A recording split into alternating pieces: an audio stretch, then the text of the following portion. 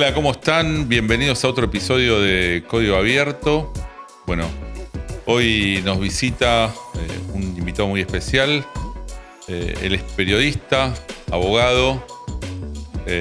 Su nombre es Germán Pampa Mónaco, le dicen. Así que bienvenido, Germán. ¿Cómo estás? Gracias por la invitación. Primero, todo bien. Sí, Pampa. Creo que nadie sabe cómo me llamo. Bueno, Germán. Quedó Pampa y quedó Pampa. ¿Por qué quedó Pampa? Contanos un poco. Porque soy de La Pampa. Soy nacido en Santa Rosa, en la capital. Ya te podría decir que soy más porteño que pampeano porque me vine a estudiar a los 17. Nada que ver con el periodismo, vine a estudiar medicina. Y la idea era recibirme y volver a La Pampa. Y una cosa fue llevándome a la otra y hace 26 años, porque vine el 26 de enero del 2000, vine a estudiar acá con 17 años y desde ese día no volví más. Vuelvo obviamente cada 2 meses, 3 meses porque tengo mi familia, pero mi vida es acá. ¿De qué pueblo de La Pampa? De Santa Rosa, de la capital. Sí, Santa Rosa, que es... Yo siempre digo, es una ciudad, pero no deja de ser un pueblo. Son 110.000, 120.000 habitantes. No sé cuánto habrá dado el censo del último que hicieron, que creo que fue en 2020, pero no deja de ser un pueblo. Me decías que viniste a estudiar medicina, pero sos abogado y periodista. Sí, abogado soy desde hace poco.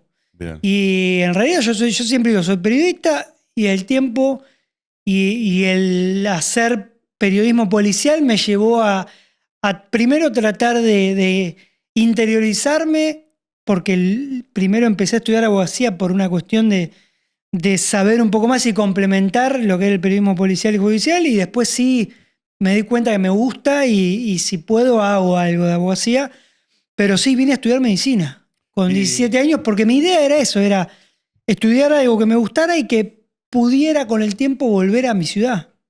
Y lo dejé al año y medio. Vine a estudiar y me fue muy bien. La verdad que hice un ingreso muy bueno en El Salvador. 170 aspirantes, eran 60 vacantes, entramos 52. Ingresaste y todo. Ingresé y todo. Tengo y un a amigo los... que no pudo entrar ahí en Salvador. Bueno, preparó un año y no. Yo al revés, yo hice el curso intensivo. Tenías un ingreso de un año o el curso intensivo que era enero, febrero, marzo, y rendías a fines de marzo y arrancabas en abril. Y lo hice y me fue bien, pero... Yo jugué al fútbol toda la vida, mi idea era estudiar periodismo deportivo.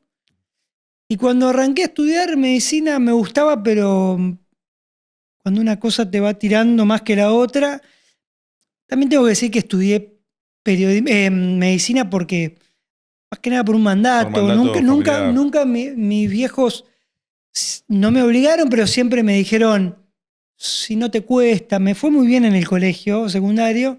Me dijeron, ¿por qué no te animás? ¿Viste? Ellos querían su hijo el doctor, típico del interior, y yo les quise meter una trampita. Le digo, bueno, yo estudio medicina, porque me gusta, pero no quiero ir a la UBA, porque no quiero perder un año en el CBC.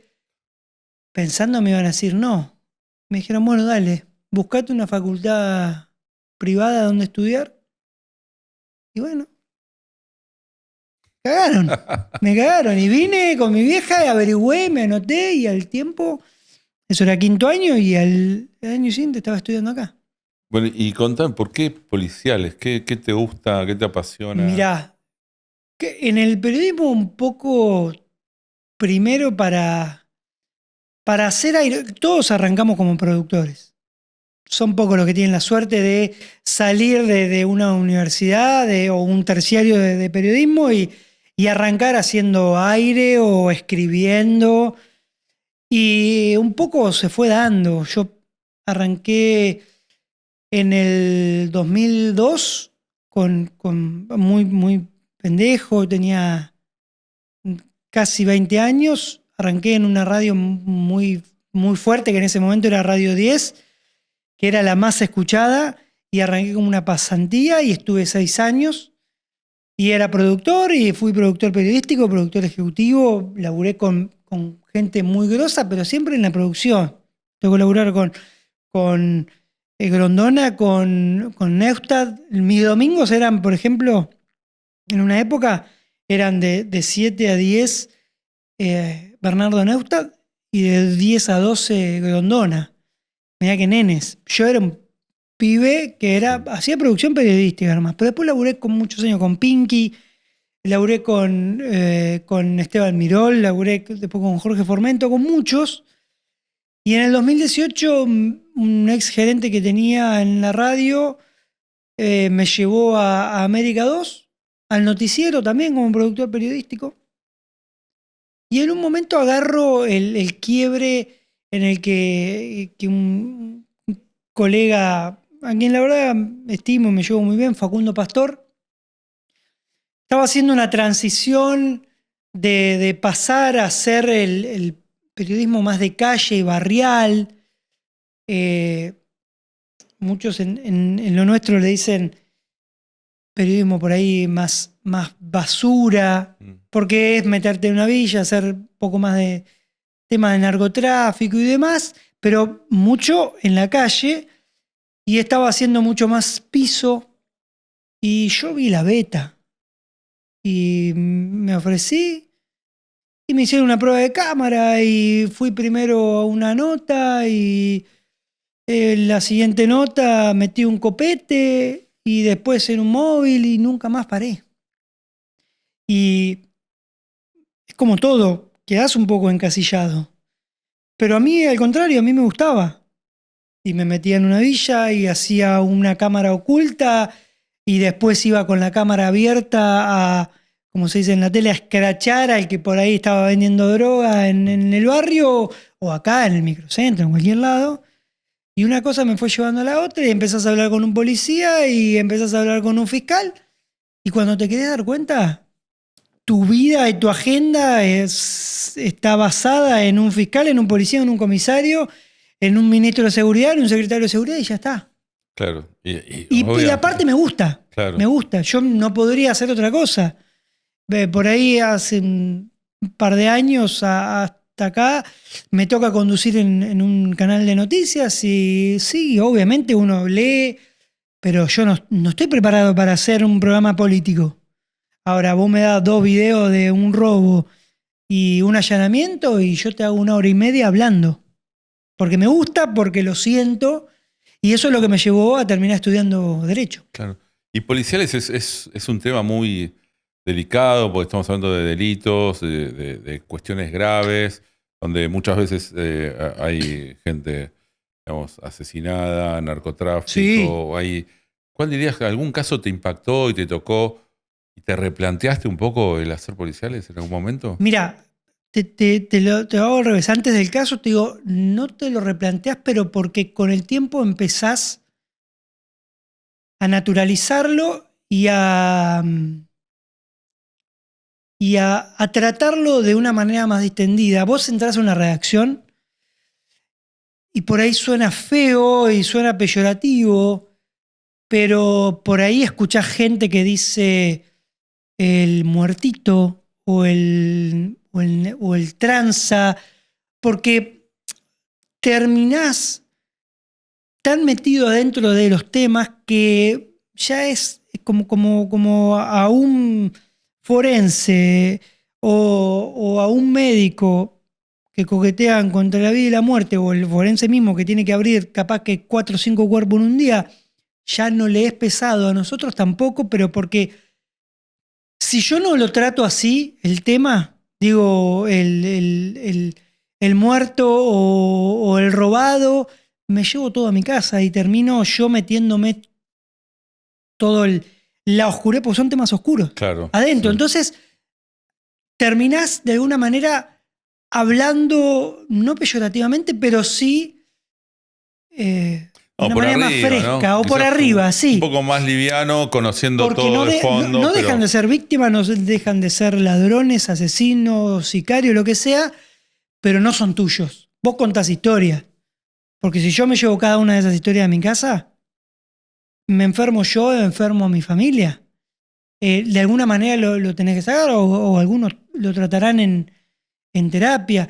Y casos fuertes, un montón. A lo que vos contás historias, decís, ¿y cuál fue la historia que más te ¿Te apasionó, te atravesó, que decís, che, esta Mirá, historia que conté? última, si vamos de lo último a lo primero, te diría que última de lo que pasó el año pasado con el triple crimen de Varela, las 3 chiquitas que en realidad arrancan Matanza y terminan encontrándolas enterradas en Varela, que había una cuestión detrás de prostitución, de abuso sexual infantil, porque no nos olvidemos que una de las chiquitas tenía 15 años y no hay prostitución. Hay abuso sexual infantil, por más de que la chica, y esto también por ahí la gente no lo entiende, y eso está bueno saber un poco más de derecho porque te ayuda a entender un poco que la chica no se prostituía, la chica en definitiva tenía un montón de necesidades y otros se aprovechaban de esa nena de 15 años Claro, era una nena de 15 años que no puede dar el consentimiento Exactamente. libremente. Ese caso fue tremendo porque tenía un montón de condimentos horrendos. Familias que sabían que sus hijas vivían la vida que vivían. Las 2 mayores se prostituían, la otra nena era víctima de abuso sexual. Lo consentían, si se quiere, porque le daban el visto bueno.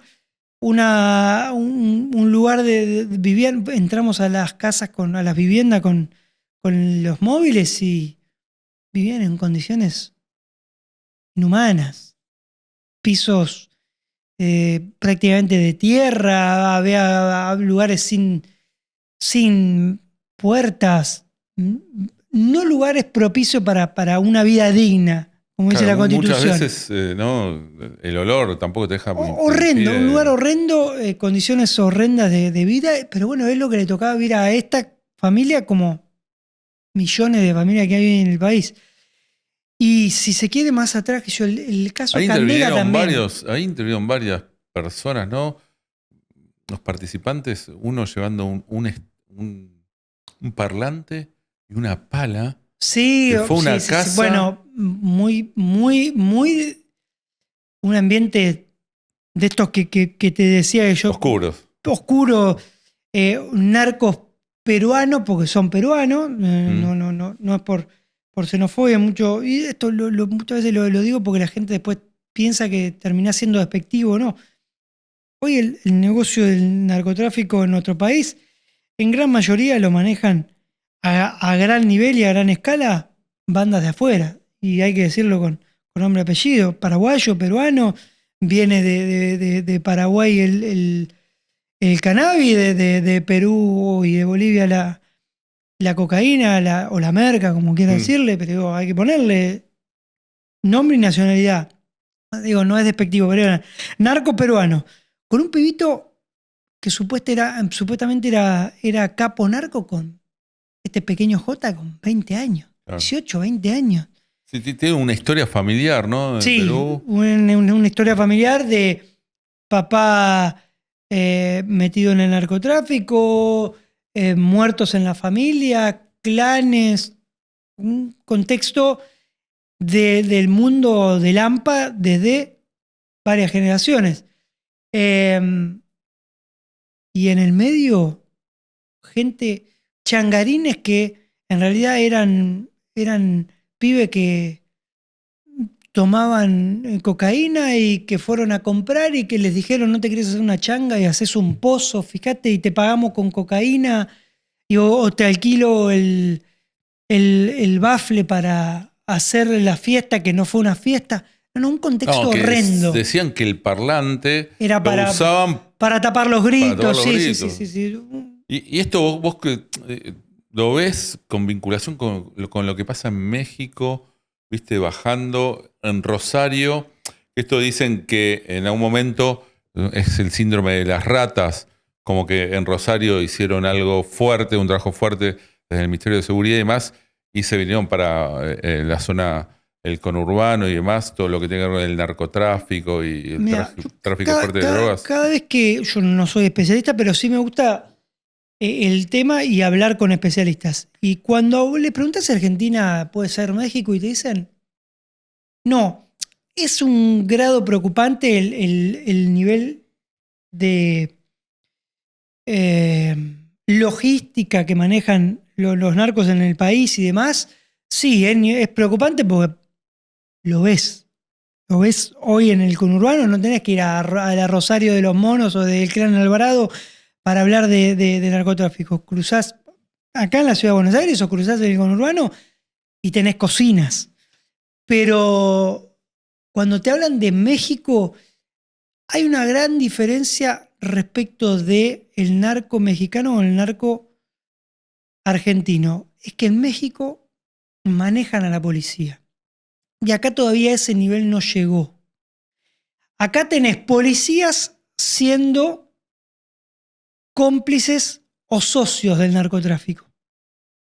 Pasó con, no sé, Toñoli, el jefe de la policía de Santa Fe con los monos, o un montón de casos de capos o la superintendencia de drogas o algún destacamento puntual de drogas en la provincia de Buenos Aires, que son socios, o fiscales también. Claro. O jueces, como el juez de Orán, claro, que hoy está preso.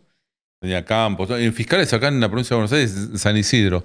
Ahora no recuerdo bien el nombre, pero un fiscal que estaba involucrado con una banda de narcotráfico. Exactamente. Digo, hay connivencia, sí. En México directamente son empleados. Acá son pares. ¿Se entiende la diferencia? Sí, claro. Digo, me explico. Allá son los narcos jefes de los policías. Por eso el estado de excepción, si se quiere, que vive México. Acá no, acá van a la par. Acá uno comparte con el otro. Allá directamente le responden al narco. Y eso es lo peligroso. Por eso digo que acá, lo que no quiere decir que no lleguemos a eso. Claro, falta. Y el nivel de violencia también. Porque acá terminan, si se quiere, hablando en términos bélicos, como estamos viendo ahora, los noticieros llenos de reportes de Irán, Israel, hay daño colateral acá. Cada tanto, lamentablemente, muere una víctima, pero si vos te fijás, hay mucho que en definitiva la policía dice, dejalo que se matan entre ellos, hay mucho ajuste de cuenta. El narco que le mata a uno que lo mexicaneó de otra banda, o el narco que mata a uno de su banda porque se quedó con un vuelto. Cuando hablas en off, obviamente, con un policía, con un fiscal, te dicen, ¿sabes qué? En definitiva, de última, están haciendo ellos, están regulando su propio negocio y se están matando entre ellos. Claro. En México, si tiene México, periodistas muertos todo el tiempo. Periodistas, estudiantes, todo.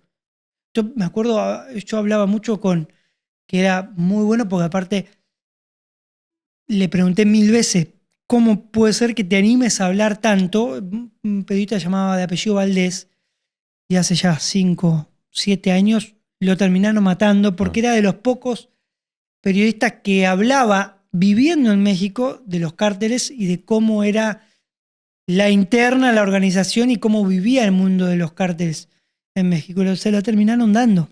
Claro. Acá no. Acá todavía tienen respeto por las instituciones. Acá tienen respeto todavía por el cuarto poder, si se quiere, por el periodismo. Claro. No te voy a decir que como hay estructuras de poder cooptadas por los narcos, no haya periodistas que reciban. No tengo pruebas, pero tampoco no tengo dudas. O no tengo certeza, pero dudas tampoco las tengo, ¿eh? Ojo. Y mencionas el caso Candela, que también sí. Es para... Sí, porque en esa época fue, si mal no recuerdo, 2010. Sí, 2009, 2010, y yo hacía poco que había empezado a estar delante de cámara y me tocó hacer allanamientos. Pero aparte hubo una espectacularización de ese caso. Recordá, Scioli gobernador. Sí. En aquella época, ¿quién estaba como...? No, era Castronovo, Maskin, eran los capos de la policía y había una, si se quiere, era una novela. Los tipos te llamaban y te decían, en un rato vamos a romper en tal villa buscando a Candela. Porque efectivamente estaba ahí. Pero efectivamente, con el tiempo nos enteramos que hubo una connivencia tremenda entre quienes tenían a Candela y quienes estaban no te digo en el poder arriba, no te voy a decir Scioli, pero sí a altos mandos de la policía. Y cuando ibas a romper, a la nena se la habían llevado hacía 2 o 3 horas. Entonces vos tenías el espectáculo de, no existía el dron todavía, pero el helicóptero, las cámaras de ellos, las cámaras nuestras, saliendo en vivo o grabando, entrando a las casuchas o a los lugarcitos donde supuestamente había estado la nena. Claro, Y fue tremendo. espectáculo y crimen ahí todo en Todo vivo, junto. ¿no? Y medía mucho. Medía mucho, como midió mucho el caso Baez Sosa. ¿Cómo se Ese terminó es otro de los resolviendo casos. Candela? Candela, hasta hace poco, mira, no sé si todavía no sigue, pero estaba llevándose adelante el segundo o tercer juicio. Segundo juicio. En el primer juicio hubo condenas a los que sacaron a la nena, a los que chuparon la condena a la nena de esa esquina de Burlingame, a los que la mantuvieron cautiva y a los que en definitiva la mataron. Si se quiere, la mano de obra,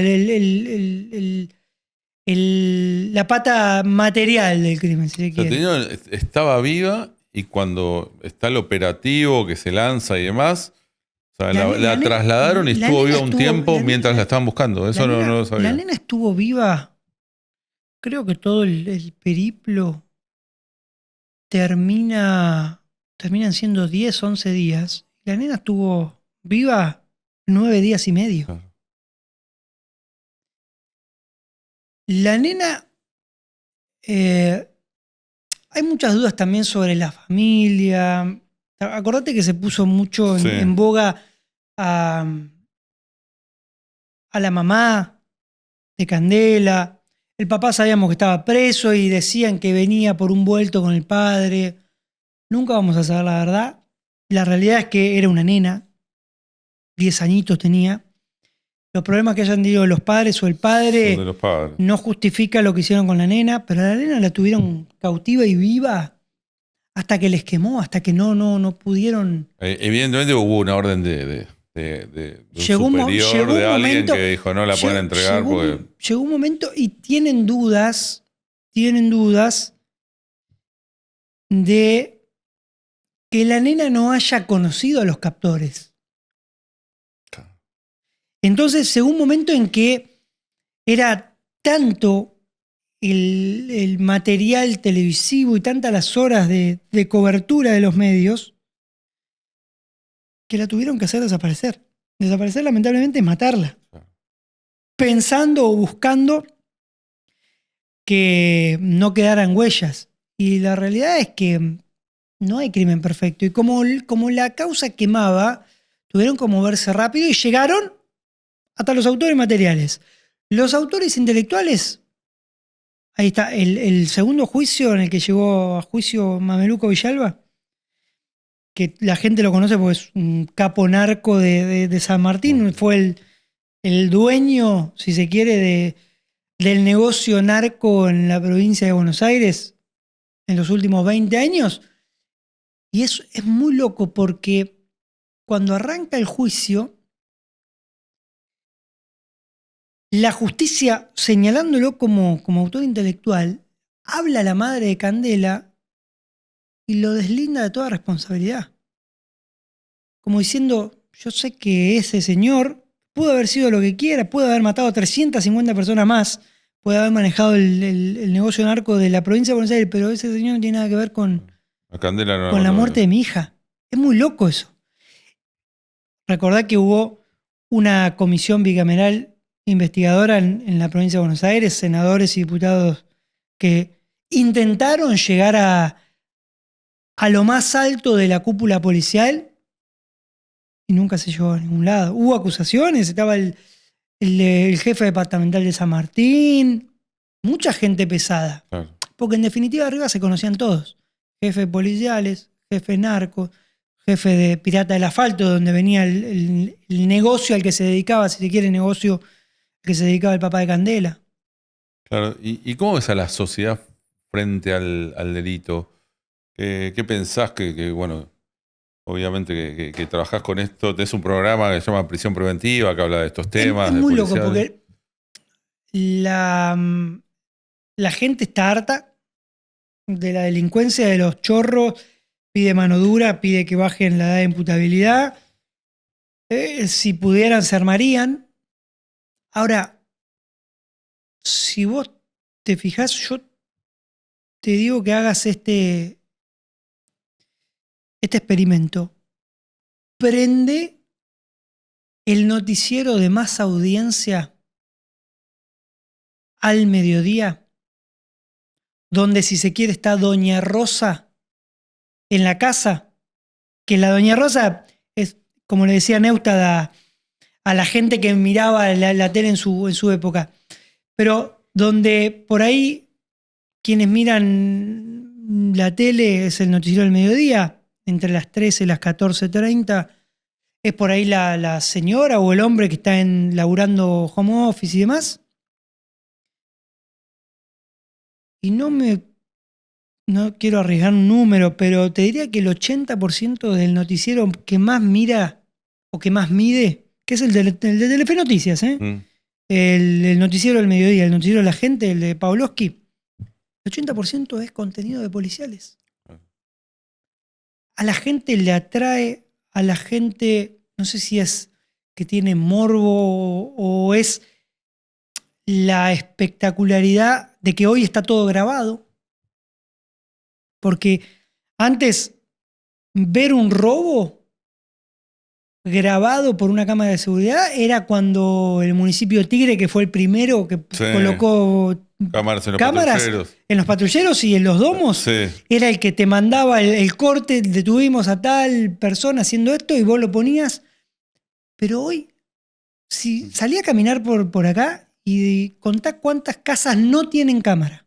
Entonces está todo grabado. Entonces la gente o quiere el videíto o quiere periodismo, si se quiere, amarillo, porque la gente que lo consume, insisto, el noticiero de más audiencia hoy en la televisión argentina, sacando el prime time, los noticieros del 13 Telefe de la noche, el que más mide tiene el 80% de noticias policiales. Algo que vi reciente, donde está involucrado un ex jugador de fútbol, creo que se llama Damián Manusovich, Sí.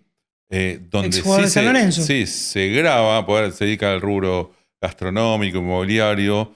Y además es periodista, porque labura en Fox o en uno de los canales de deporte. Estaba con una obra, un desarrollo, y tenían un decorado, un cartel que era un cubo, y está filmado cómo le cae arriba de una chica que perdió la vida, y hoy creo que lo van a indagar por homicidio culposo, al menos por esta situación, pero también el morbo de la gente que ve esa situación, porque está grabado cómo ese cubo cae arriba de una chica. Totalmente. Por Dios, es la película que veías antes, que se cae el piano en la cabeza. Y es más, es tremendo. Si vos te fijás, los portales o las noticias más leídas en los portales tienen que ver muchas veces con que tenga un video. La gente quiere ver. Después por ahí, si la imagen es fuerte, te pondrán un cartel de imágenes sensibles o lo blurearán. Claro. Pero la gente quiere ver. La gente le llama la atención el policial, no tanto judicial. Una causa judicial que por ahí más engorrosa, es más técnica. Claro. Una causa cuadernos o vialidad con la corrupción o una causa... Eso es intangible. Claro, ahora... Fíjate el caso Báez Sosa. Sí. El caso Báez Sosa debe ser el primer crimen que está documentado o en foto o en video de pe a pa, de principio a fin. Tenés dentro del boliche videos grabados por usuarios que estaban en el boliche de la pelea. De esa famosa pelea donde Fernando se va a las manos con alguno de los pibes. Después tenés videos de otros pibes grabando cuando los patobicas sacan a los asesinos. Después tenés las cámaras de seguridad del boliche que los graban sacándolos. Después tenés las cámaras de seguridad del municipio de Gesell cuando los pibes y Fernando cruzan y lo van a encarar. Después tenés el video que graba el mismo Lucas Pertossi cuando lo empiezan a golpear. Después tenés el video de cuando supuestamente se limpian los dedos de la mano cuando los agarra la policía porque tenían sangre. Está todo grabado. Después tenés los videos y los audios cuando Lucas Pertossi dice, uy, me parece que el pibe caducó. Ah. Cuando van al McDonald's, está todo grabado. Y eso Un la gente asesinato lo en quería vivo ver. con todo, con lo Sí, posterior. totalmente. Un chico ¿Y por qué pegó tanto? Más allá de la cuestión de porque murió un pibito, porque no deja de ser un pibito de 18, 19 años, 20, de la cuestión clasista, los chetos rugby matando a un pibe humilde, porque estaba todo registrado.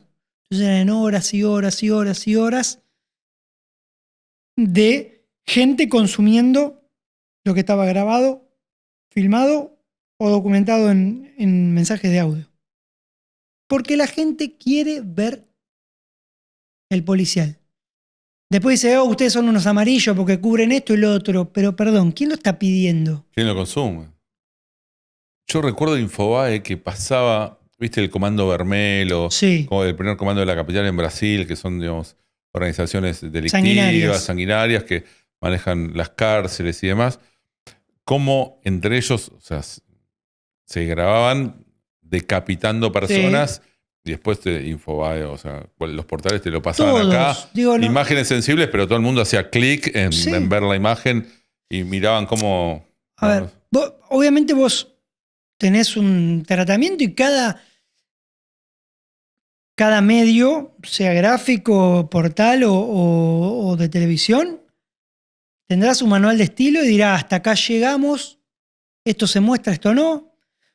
O esta imagen se trata de esta manera, unos lo blurrarán, otros lo pondrán directamente como viene.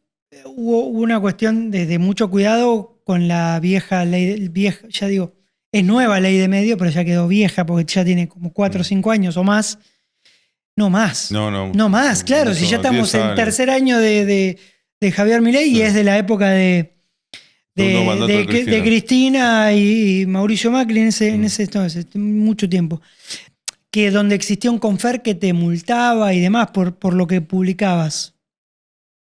Y volviendo, el Confer es previo a la ley de medios. Claro, previo, pero después estaba el AFCA. Claro, el AFCA. Sí, que era el Confer con otra sigla. Pero en definitiva era lo mismo. Controlaban lo que salía al aire, lo que decías y demás. Quedó en desuso y hoy tenés cada medio con su manual de estilo dirá qué mostrar y qué no, pero después está en cada uno hacer clic o no.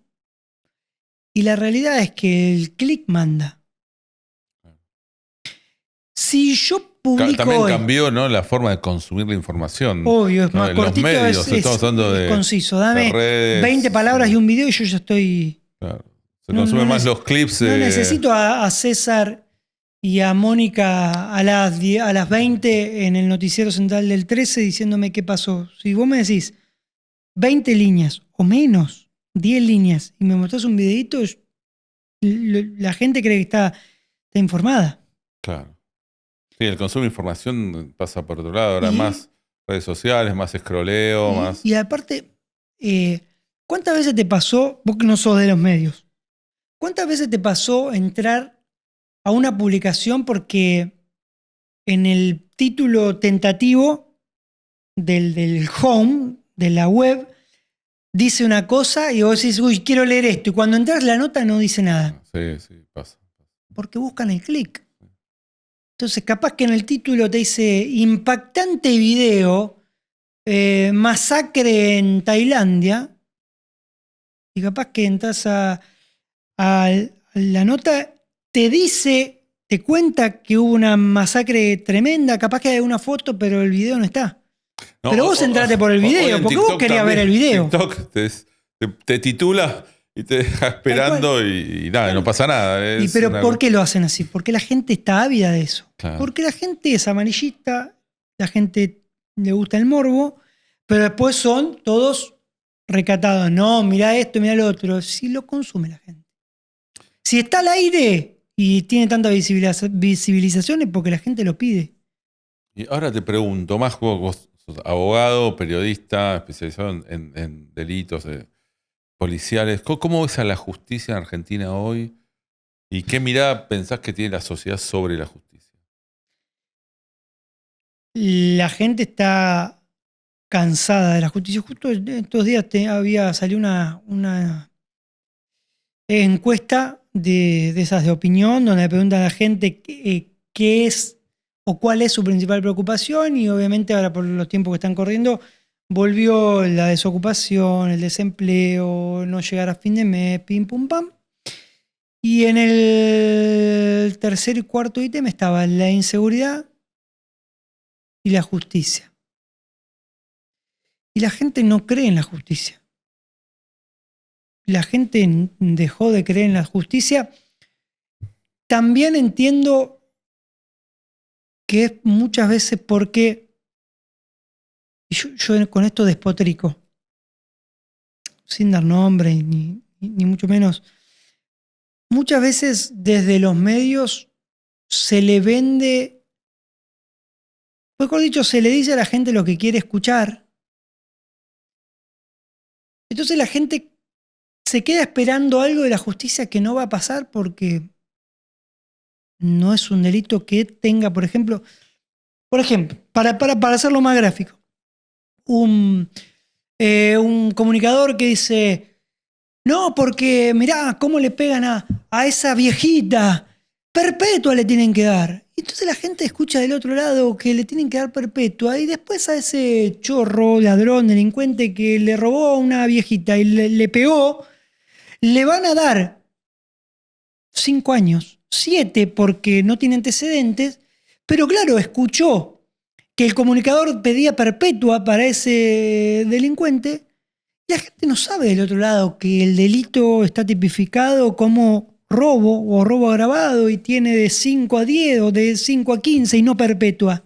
O le pegó una viejita y... O le pegó una viejita y es lesiones graves, porque le quedó a la señora una lesión que perdura en el tiempo. Lo que vos decís es que los medios obviamente generan... No los medios, yo creo que no todos. Los comunicadores en general. Los comunicadores, con tal de llegar a la gente, de sentir, de empatía con la gente, terminan diciéndole a la gente que no, cosas que no son. Algo que no es, y entonces claro. La gente termina comprando tal vez una historia que no va a ser. Y entonces después el juez falla como tiene que fallar, y la gente dice, pero pará, ¿cómo le dieron 7 años a este HDP que le hizo esto a la viejita? Pero, ¿por qué no le dieron perpetua? Porque no está graduada así la pena. No, hay un código penal, está la ley que hay que seguirla, digo, bueno, no. Claro, es como que percibe la sociedad un mensaje diferente. Y la gente está tan cansada de que la roben, de salir a trabajar y que le roben el celular, o te maten por un celular o por nada, que cree que las penas que hay hoy son pocas o son mínimas. Y la gente quiere que el delincuente no esté en una cárcel sana y limpia, como dice el artículo 18 de la Constitución, y que en la cárcel no sea para castigo, sino para reeducar al reo. La gente quiere que se muera en la cárcel, claro, el delincuente. Y en ese contexto tenés un gobierno que lo que hace es entender muy bien ese pedido de la gente y lo exacerba. Entonces te sale una ex ministra de Seguridad, ahora senadora, en pedir mano dura, en que vamos a extraditar. El porcentaje de extranjeros en las cárceles, si bien aumentó, porque hubo un aumento, pero es ínfimo. Y la cantidad y esto es en base a estadísticas de la Procuración de la provincia, que tomo la provincia porque la provincia, se quiere, el AMBA es el lugar más caliente. Y la cantidad de IPPs, o para que la gente entienda, de causas iniciadas, donde el delincuente es menor de edad, no es tan grande como para que digan, no, vamos a pedir que los pibitos tienen 7 años, vayan presos y tengan la misma pena que un mayor. Pero bueno, cuando vos agarrás por un lado el enojo de la gente y por el otro lo capitalizás y salís con un discurso que le vende a esa gente la solución o la posible solución en bajar penas, en aumentar penas, en bajar la edad de imputabilidad y demás, es un combo perfecto. Pero las estadísticas dicen otra cosa. No te digo que los pibitos estén cada vez más sanguinarios y no te digo que hay un montón de delitos que creo tienen que tener pena de adulto. Un pibe que tiene, ahora ya es punible, pero un pibe que tiene 12, 13 años y que viola, mata, y para mí sí, debería tener una pena como adulto. Ahora, si roba una gallina, una bicicleta o una moto, yo no, la pena de adulto y no. Dale educación. Mira, eso que decís vos es claro. Dale educación, comida, Sí. contención, mandarlo al colegio. Y no quiero decir que todos los pobres son ladrones, porque no, porque es mentira. El ser pobre no es condición. El ser ladrón no, o mejor dicho, el ser pobre no te hace ladrón. No, claro. Pero hay una cuestión de política social que forma parte de la política criminal. La política criminal engloba todo. Porque si vos tenés un pibe que tiene 12 años y está robando, pregúntate por qué está robando. Seguramente tiene un par de generaciones antes, el padre y el abuelo, que no trabajaron. Que eran chorros, capaz. O que no tuvieron trabajo. Sí, hoy en los barrios populares, ¿Lo ves? en las villas tenés el problema de los soldaditos, ¿no? De las bandas narcos que se... Aparte, donde no está el Estado, está el narco. Vos vas a, como le dicen, tomo la matanza porque es extensa, es enorme y es con una población de 3 millones de personas. No sé, capaz que estoy exagerando, pero 2 o 3 millones debe tener. Y como es extensa, la gente te habla de los kilómetros. Cuanto más kilómetros de la ruta 3, más es el nivel de pobreza que hay, de humildad. Entonces vas a los kilómetros 30 y pico, 40 y pico, Virrey del Pino y demás, y que me ha pasado de hablar con gente que hace laburo social y demás, y te dicen, donde se va retrayendo o se va el Estado, con la ayuda, con la copa de leche o con lo que fuere, el pibito te lo agarra el narco y capaz que por la zapatilla que quiere tener, que ansía tener, o por llevar la comida a la casa, terminan haciendo, como se dice en la calle, cagada. ¿Qué es cagada? O termina siendo o satélite avisando cuando viene el allanamiento o vendiendo porquería. Y es así. Por eso, muchos, cuando hablo de muchos digo gobiernos, usaron el Estado presente y así quedamos, pero el Estado ausente también te deja en la lona. Porque usaron el Estado presente para hacer un montón de cagadas que hicieron. Perdón que lo diga así, No. pero a las pruebas me remito. Pero el Estado ausente también hace cagadas. Sí, me parece que el Estado tiene que estar presente en esos barrios vulnerables. Yo me acuerdo que hace unos años había un plan, era un plan interministerial donde intervenían en las villas y atendían a toda la gente sobre los problemas. Y lo que fomentaba, o trataba de fomentar, es que entre los vecinos mismos puedan organizarse y, digamos, tener redes para ser solidarios entre ellos, ayudar, de contención, de trabajo y demás, que, bueno, cuando se va el Estado aparece siempre el narco financiando. Por ejemplo, en su momento, en los 80, Pablo Escobar, que al día de hoy, digamos, hay barrios populares de Colombia que lo tienen como ídolo. Fue diputado. Llegó a ser concejal. ¿Pero por qué? Porque el tipo le daba lo que no le daba el Estado. ¿Con qué? Sí, obviamente plata sucia, pero no sucia, mugrienta. Pero el que tiene necesidad no se fija de dónde viene la plata. Y si viene de algo malo, cuando la limosna es grande, el santo desconfía. Digo, si a vos te dan y es un narco, no es porque es beneficiario del plan Fines o el plan Jefas y Jefas de Hogar. Es porque a la larga te va a venir a pedir algo. Y ese algo no va a ser algo bueno. Te va a terminar pidiendo que estés en la esquina fijándote si viene el patrullero o directamente vendiendo papelito donde sea. Claro. Y para ir cerrando un poco por el tema del tiempo, ¿qué pensás de los medios y la justicia? Ese vínculo, ¿cómo lo ves? ¿Sos de caminar tribunales, Comodoro Pi? ¿Sos de Mirá, Comodoro Pi no, yo hago Comodoro Pi, policía. tribunales? No, sí, En pero general? sí. Ya que la palabra caminar, ¿que dónde se usó en estos tiempos? Claro, sí. Esto mató el café, aunque está bueno siempre, porque por acá hay un montón de cosas que no te van a decir, Claro. porque quedan huellas. Pero